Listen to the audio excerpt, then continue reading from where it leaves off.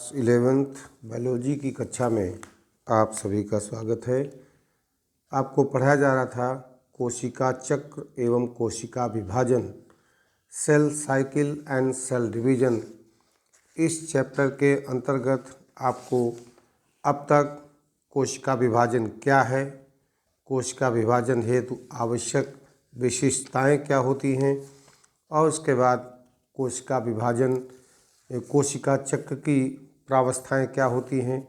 इन प्रावस्थाओं में आपको इंटरफेज यानी अंतरावस्था, यम फेज या माइटोटिक फेज तथा कंट्रोल ऑफ सेल साइकिल के बारे में बताया जा चुका है।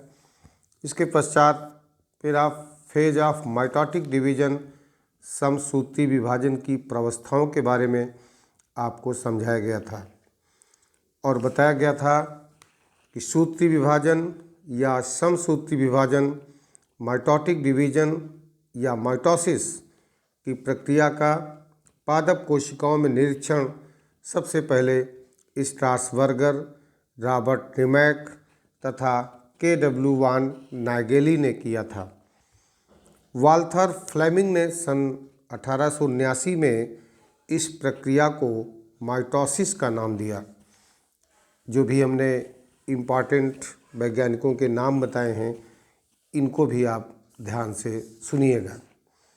और फिर बताया था समसूत्री विभाजन की प्रावस्थाएं, जिसमें आपको केंद्रक विभाजन अर्थात काइनेसिस समझाया गया था, जिसमें प्रोफेज, मेटाफेज, एनाफेज और टीलोफेज प्रावस्थाएं क्या होती हैं, इनके बारे में विधिवत समझाया जा चुका है।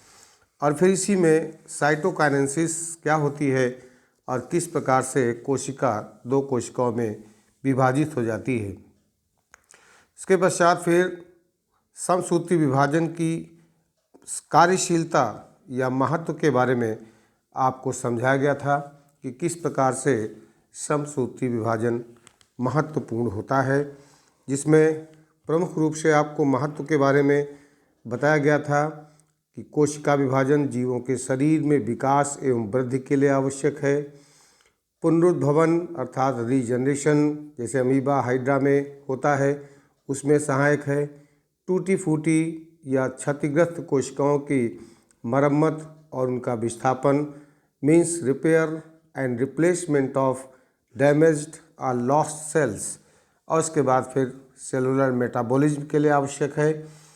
और गुणसूत्र प्रारूप को बनाए रखने में भी समसूत्री विभाजन महत्वपूर्ण होता है। आज इसी कड़ी में हम बात करने वाले हैं अर्धसूत्री विभाजन या मियोसिस की। मियोसिस के बारे में जो भी बातें आपको बताई जा रही हैं, सभी बातों को ध्यान से सुनिएगा और समझने का प्रयास कीजिएगा। तो आज के इस वीडियो के माध्यम से कोशिका विभाजन में आपको पढ़ना है मियोसिस सेल डिवीजन क्या होता है, जिसे हम अर्धसूत्री विभाजन के नाम से जानते हैं। तो प्रत्येक अवस्थाओं को समझना है। मियोसिस एक महत्वपूर्ण सेल डिवीजन होता है। जैसा कि आप जानते हैं कि जब किसी कोशिका में सभी गुणसूत्र जोड़ों के रूप में होते हैं, तो ऐसी कोशिका को डिप्लॉयड या द्विगुणित कोशिका कहते हैं। उदाहरण के तौर पर मनुष्य की कोशिका में 23 जोड़ी अर्थात 46 गुणसूत्र होते हैं। जब लैंगिक जननी कोशिकाओं के युग्मकों में गुणसूत्रों की संख्या आधी रह जाती है, अर्थात प्रत्येक समजातीय जोड़े में से एक एक गुणसूत्र युग्मक कोशिका में रह जाता है, तब हम ऐसी कोशिका को अगुणित या हैप्लॉयड सेल कहते हैं। कोशिका में गुणसूत्रों की संख्या आधी रह जाए, इसके लिए एक विशेष प्रकार का विभाजन जननांगों की कोशिकाओं में होता है। इसी विभाजन को हम अर्धसूत्री विभाजन या मियोसिस के नाम से जानते हैं। मियोसिस का सबसे पहले अध्ययन स्ट्रासबर्गर ने किया था। इसके पश्चात फार्मर तथा मूरे ने कोशिकाओं में अर्धसूत्री विभाजन को मियोसिस का नाम दिया था। मियोसिस का अर्थ होता है न्यूनीकरण अर्थात कम होना। अतः संतति कोशिका अर्थात डॉटर सेल में मातृ कोशिका और मदर सेल से गुणसूत्रों की संख्या आधी रह जाती है। गुणसूत्रों की संख्या आधी रह जाने के कारण ही इसे हम रिडक्शन डिवीजन या मियोसिस के नाम से जानते हैं।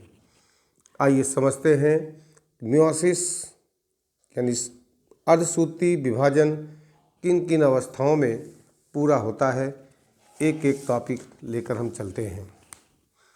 मियोसिस यानी अर्धसूत्री विभाजन, जिसमें कि एकमात्र कोशिका से दो संतत कोशिकाओं का निर्माण होता है और जो संतत कोशिकाएं होती हैं वो अगुणित यानी हैप्लॉइड होती हैं।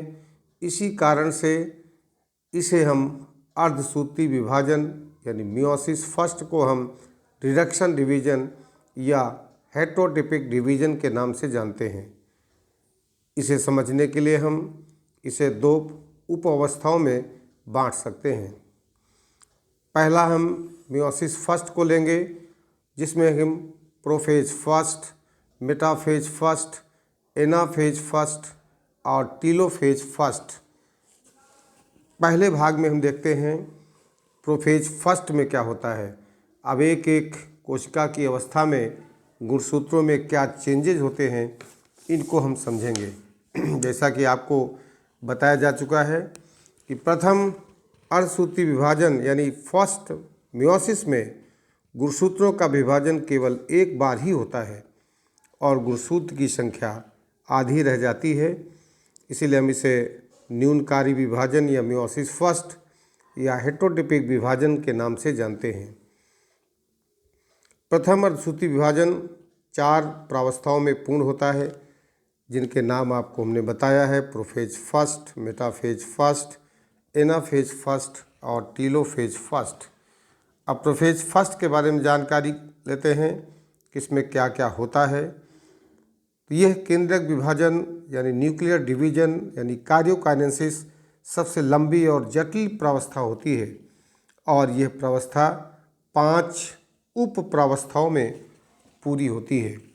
इन 5 उप प्रावस्थाओं के नाम क्रमशः लेप्टोटीन, जाइगोटीन, पैचिटीन, डिप्लोटीन और डायाकाइनेसिस हैं।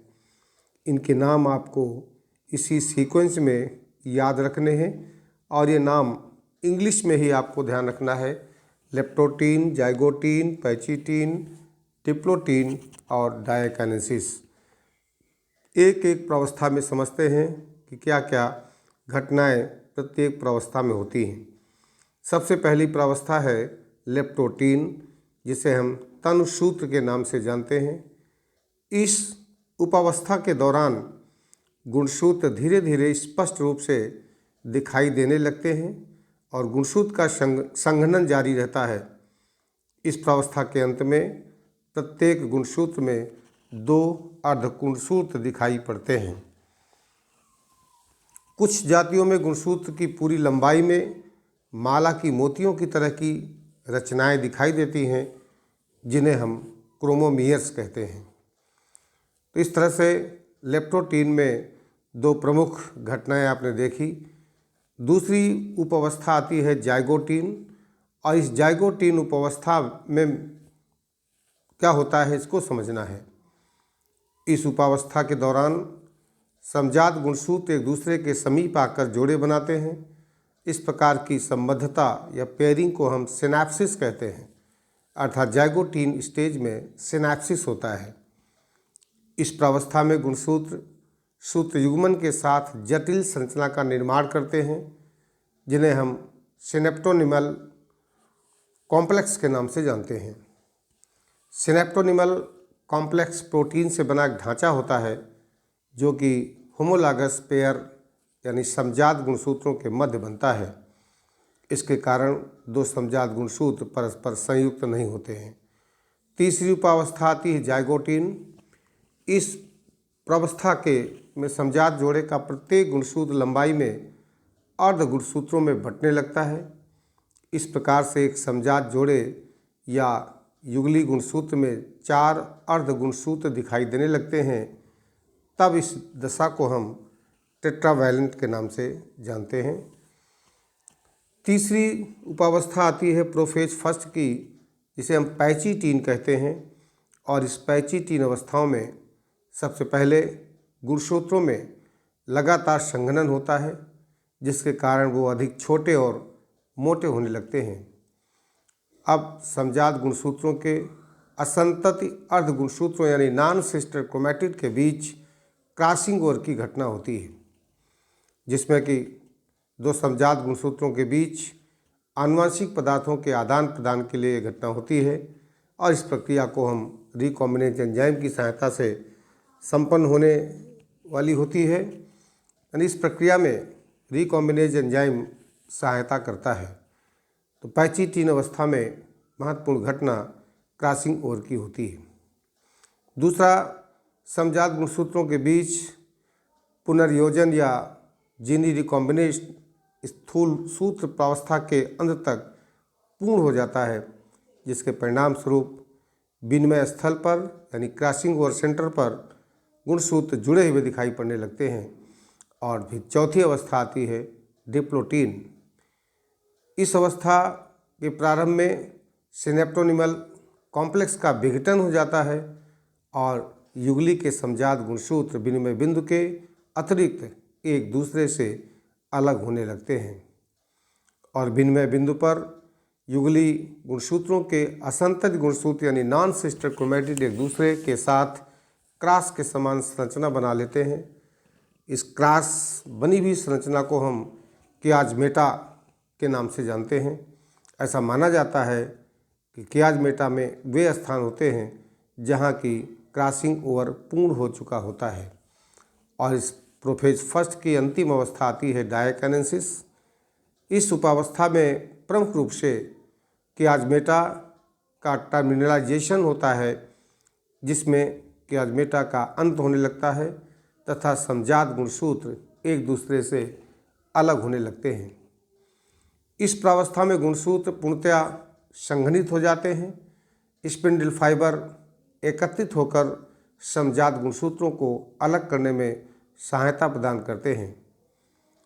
पारगतिक्रम मध्यावस्था की ओर पारगमन को निरूपित करता है। आप अपनी स्टेज पर अपने स्क्रीन पर स्टेजेज ऑफ प्रोफेज फर्स्ट स्पष्ट रूप से देख सकते हैं कि किस प्रकार से प्रोफेज फर्स्ट की चारों अवस्थाएं आप ध्यान से समझें तो स्ट्रक्चर के माध्यम से, डायग्राम के माध्यम से समझाने का प्रयास किया है। लेप्टोटीन स्टेज में क्या होता है, जाइगोटीन स्टेज में क्या होता है, पैचिटीन स्टेज में क्या होता है, डिप्लोटीन स्टेज में क्या हो रहा है और डायकिनेसिस स्टेज में जो भी हमने प्रमुख घटनाएं बताई हैं वो घटनाएं इस डायग्राम के माध्यम से आप स्पष्ट रूप से देख सकते हैं।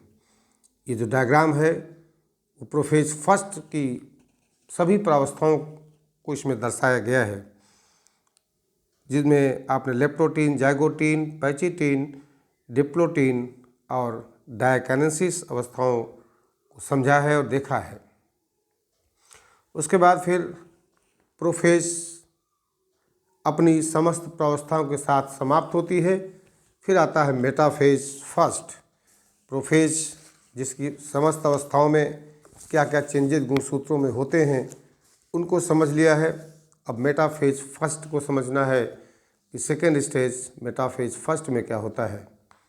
यहाँ पर बाइवैलेंट क्रोमोसोम कोशिका की मध्य रेखा पट्टिका पर व्यवस्थित हो जाते हैं और विपरीत ध्रुवों के तर्क तंत्र की सूक्ष्म नलिकाएं समजात गुणसूत्र जोड़ों के सेंट्रोमियर से अलग चिपक जाती हैं।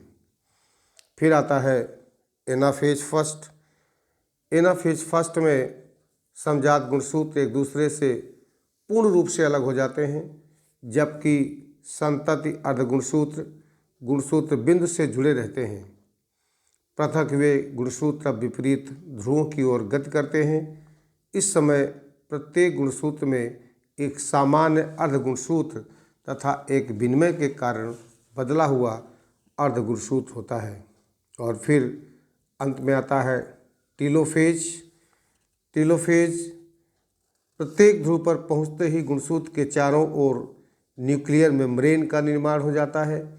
इसके पश्चात कोशिका द्रव्य कोशिका पट्टी द्वारा विभाजित हो जाता है और दो संतत कोशिकाएं बन जाती हैं, जिनमें जनक कोशिकाओं की तुलना में आधे गुणसूत्र रह जाते हैं। कोशिका द्रव्य विभाजन सभी जातियों में होना आवश्यक नहीं होता है। कुछ जातियों में कोशिका भित्ति का निर्माण नहीं होता तथा दोनों केंद्रक कोशिका द्रव्य में ही पड़े रहते हैं। इनके मध्य में केवल प्लाज्मा मेम्ब्रेन बनती है। तो इस तरह से टीलोफेज स्टेज में आप देख सकते हैं कि क्या क्या हो रहा है। इस डायग्राम के माध्यम से prophase first, metaphase first, anaphase first और टीलोफेज फर्स्ट और साइटोकाइनेसिस को दर्शाया गया है, जिसमें आप स्पष्ट रूप से देख सकते हैं कि किस प्रकार से एक कोशिका से दो कोशिकाएं बनती हैं। इसके पश्चात फिर आता है इंटरकाइनेसिस, जिसे हम अंतरालावस्था के नाम से जानते हैं। इसमें डीएनए अथवा क्रोमैटिन का द्विगुणन नहीं होता, किंतु संतति कोशिकाएं इंटरकाइनेसिस में पहुंच जाती हैं। इसके पश्चात इन दोनों कोशिकाओं में विभाजन होता है। विभाजन के इस चरण को हम द्वितीय अर्धसूत्री विभाजन के नाम से जानते हैं और ये सामान्य तथा कम समय के लिए होता है। इसके बाद पूर्वावस्था आ जाती है, जो पूर्वावस्था प्रथम से काफ़ी सरल होती है। तभी आपने देखा कि इंटरकाइनेसिस मियोसिस फर्स्ट और मियोसिस सेकेंड के मध्य का अंतराल होता है। इसमें कोशिका की तैयारी सूत्री विभाजन के अंतरावस्था जैसी ही होती है। मियोसिस सेकेंड में फिर समझते हैं प्रोफेज सेकेंड के बाद मेटाफेज सेकेंड, एनाफेज सेकेंड और टीलोफेज सेकेंड, इसमें क्या क्या घटनाएं होती हैं। मियोसिस सेकेंड यह सूत्री विभाजन से मिलती जुलती अवस्था होती है। इसे हम होमोटिपिक डिवीजन या इक्वेशनल डिवीजन के नाम से जानते हैं। इसमें सूत्री विभाजन की तरह ही चार अवस्थाएं होती हैं। अब हम प्रत्येक अवस्था के बारे में जानेंगे कि किस अवस्था में कौन सी घटना मुख्य रूप से होती है। सबसे पहले बात करते हैं प्रोफेज सेकेंड की। ये इस उपावस्था में केंद्रिका और केंद्रक आवरण विघटित हो जाते हैं। क्रोमैटिड सिकुड़कर छोटे और मोटे होने लगते हैं। प्रत्येक गुणसूत्र के दोनों क्रोमैटिड लंबाई में अलग अलग हो जाते हैं और केवल सेंट्रोमियर द्वारा ही जुड़े रहते हैं तथा मैट्रिक्स दिखाई देने लगता है। क्रोमैटिड इस प्रकार व्यवस्थित होते हैं कि उनके एक्सिस प्रथम अर्धसूत्री विभाजन के तर्क अर्थात स्पिंडल के लंबवत स्थिर होते हैं। तो प्रोफेज सेकेंड में मुख्य रूप से ये आपने समझा कि इसमें क्या होता है। दूसरा आता है मेटाफेज सेकेंड। इस अवस्था में गुणसूत्र कोशिका की मध्य रेखा अर्थात इक्वेटर पर पंक्तिबद्ध हो जाते हैं और विपरीत ध्रुवों की तर्क तंत्र की सूक्ष्म नलिकाएं इनके संतति अर्धगुणसूत्र के काइनेटोकोर से चिपक जाती हैं। इस प्रकार से हम कह सकते हैं कि मेटाफेज सेकेंड में क्रोमोसोम के सेंट्रोमियर दो भागों में विभक्त हो जाते हैं, लेकिन अलग नहीं होते हैं।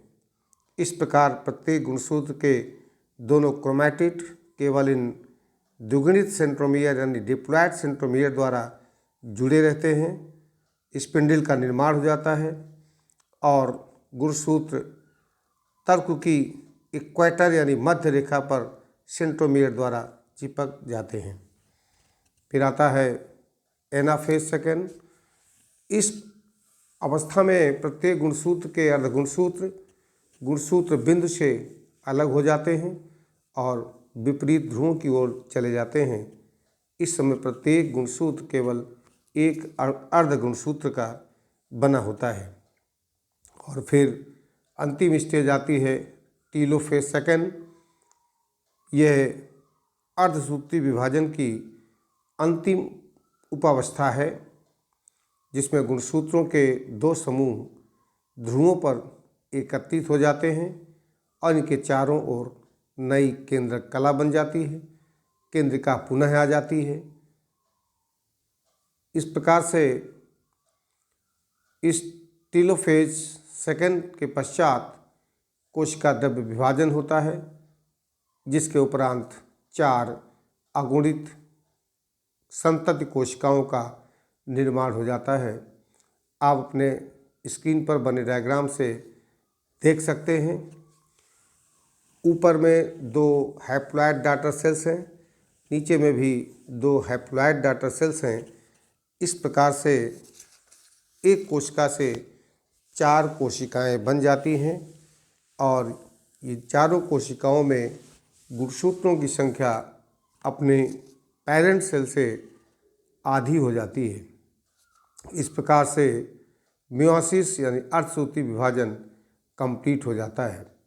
बात करते हैं कि अर्धसूत्री विभाजन का महत्व क्या है।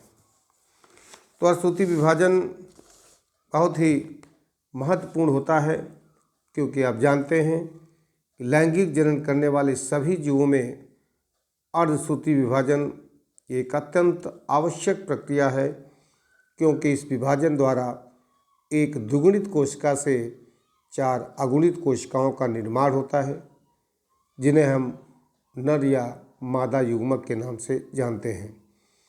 नर एवं मादा युग्मक के संयुग्मन से द्विगुणित डिप्लॉयड जायगोट यानी 2n जायगोट बनता है और जायगोट के विभाजन या विदलन एवं वृद्धि से नए शरीर की रचना होती है।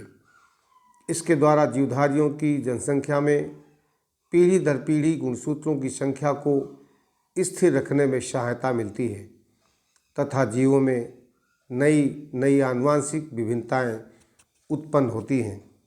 इस प्रकार से अर्धसूत्री विभाजन बड़ा ही महत्वपूर्ण होता है।